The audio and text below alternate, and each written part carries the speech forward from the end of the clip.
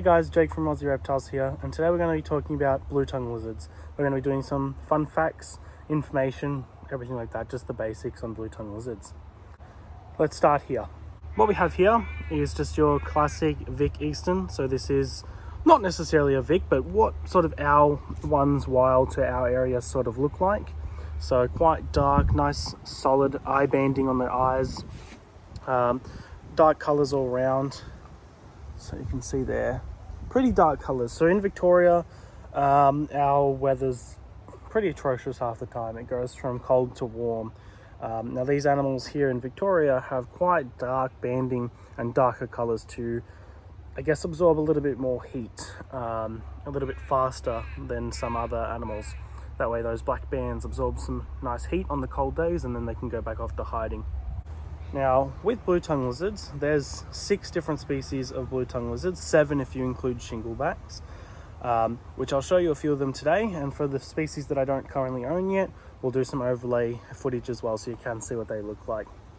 So, what are the species? Eastern blue-tongues here. This is probably one of the most common, if not the most common, in captivity, at least here in Australia. Some places overseas, these are much rarer. They're not supposed to really be outside of Australia. Again, here's just a normal Eastern female. Pretty nice. So Easterns, and then it goes into some other species such as this one here. This is a southern lowland blotched blue tongue. So you can see the patterning is a little bit different on this one compared to our Eastern as well. This is your most southern form of blue tongue lizard that you get. In fact, these guys even go down as far as Tasmania as well, and a few of the surrounding islands of Tasmania. I do have a few Tassie's animals myself, which we will show in a little bit, but here we have a standard lowland Vic. So I've got a few of them. They live outside in my area year round, so they can live outside, no problems. But yes, this is your blotched blue tongue, your most southern form. Now on that as well, so we've got Easterns, we've got blotched blue tongues. There's also Northerns, which is Teliqua scincoides intermedia. Some people say it's a subspecies of your Eastern. And then there's also Westerns, Teliqua occipitalis, and then you've also got Teliqua, so these guys are Teliqua nigrolutea, and then you've also got your Centralians, so multifasciata, and then you've also got your pygmies as well, or your slenders. So they're not very common at all in captivity at all. But your blotchies and Easterns, definitely by far the most common. Northerns, and they're your most common overseas as well, your Northerns. Now let's go into some fun facts about these guys. Now there is so much polygenic variation between blue tongues themselves, even the same species. So here we have another blotched blue tongue. This one would just be more of a different locality, but you can see quite a bit different compared to the other one. The bandings are much lighter, the brown's a bit lighter, and has on its head some more speckled appearances, I guess you could say. So a bit different. Now blue-tongue lizards in captivity have been known to live excess of 20 years, so they are quite a long-term commitment. They're not just a short-term pet. Now they can reach anywhere from a small specimen being 30 centimeters in length to 45 to even 60 and 60 onwards for some large specimens as well.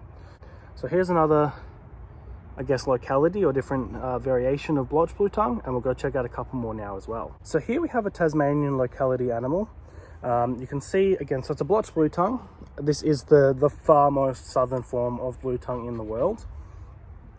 Now you can see with this specimen, again, a bit lighter in color. They have so much polygenic variation between just Tassies alone, but they're quite renowned for having quite red, maroni red heads to them as well.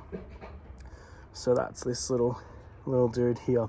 So that's a Tassie. Now let's have a look at some alpines as well, which again are still same species, Teliqua nigrolutea, so your blotched blue tongue, but different color variations in different localities or geographical locations within their range as well. So here we have what is a Victorian alpine.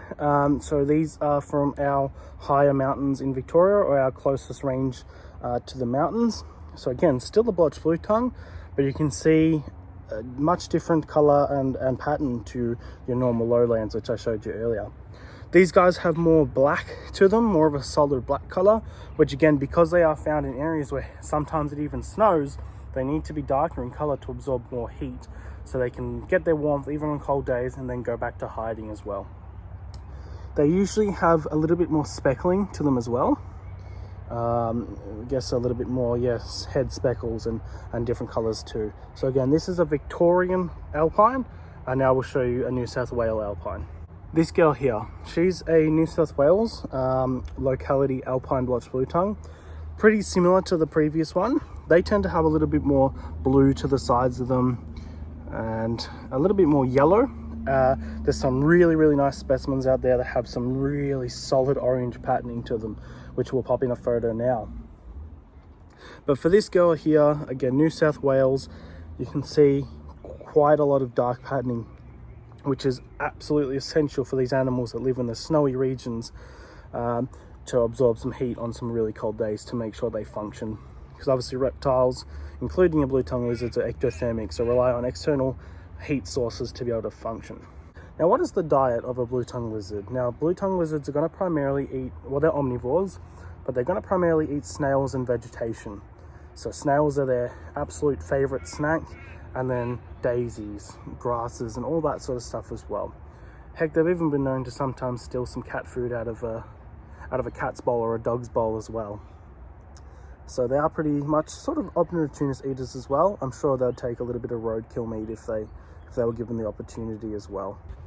In captivity, they're usually fed on snails and a mixture of spinach, kale, zucchini, all of that, sweet potato, pumpkin, and again, some people even feed small amounts of cat and dog food as well. Easterns and your blotched blue tongues are definitely the most popular here in Australia by far. And then overseas, your northern blue tongues are probably your most popular, your Taliqua scincoides intermedia. So these guys here can have anywhere from 1 to 20 babies, even sometimes more. They give live birth, they don't lay eggs like other species of reptiles, and they'll usually breed in the wild anywhere from November through to April the following year, and usually within 3 to 5 months of the breeding cycle will they then produce their babies. Pretty cool. Alrighty, so here we have my breeding pair of New South Wales alpines. These next couple shots are going to be just my basic setups for outdoor keeping. And then these next couple clips are the defense mechanism for blue tongues. So they stick out their tongue. Their bright blue tongue is to represent basically poison tongue, and they huff and puff and make themselves look big and better. Now, the blue tongue is not actually poisonous, it's just a warning, but a bite from a blue tongue is definitely painful and will leave a mark and possibly break the skin as well. But thank you guys so much for watching. Hopefully you guys enjoyed this. Thanks for watching. Like always, leave a comment down below, and I'll catch you guys in the next one.